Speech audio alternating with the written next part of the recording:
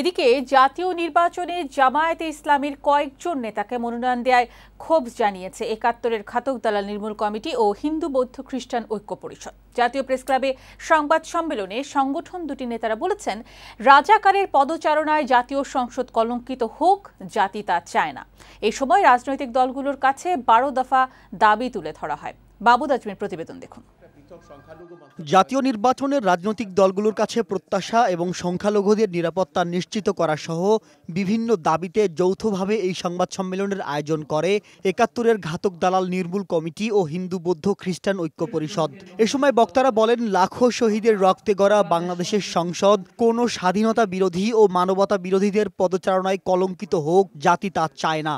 নির্বাচনী ইশতেহারে সংখ্যালঘু কল্যাণ মন্ত্রণালয় ও জাতীয় সংখ্যালঘু কমিশন গঠন সহ ১২ দফা অন্তর্ভুক্ত করতে রাজনৈতিক দলগুলোর প্রতি আহ্বান জানায় হিন্দু বৌদ্ধ খ্রিস্টান ঐক্য পরিষদ। নির্বাচনে জয়ী হয়ে সরকার ও বিরোধী দলের সবাই ৩০ লক্ষ শহীদের আত্মদান এবং মুক্তিযুদ্ধের চেতনার প্রতি দায়বদ্ধ থাকবেন। জামায়াতের কয়েকজন নেতাকে মনোনয়ন দেয়ায় সংবাদ সম্মেলনে ক্ষোভ প্রকাশ করেন ৭১-এর ঘাতক দালাল নির্মূল কমিটির সভাপতি শাহরিয়ার কবির।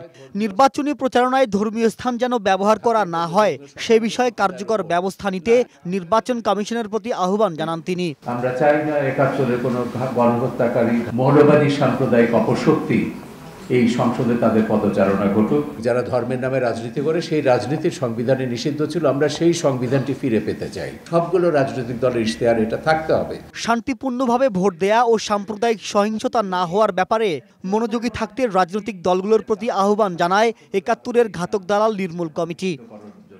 মাবুদ আজমি, বৈশাখী সংবাদ, ঢাকা।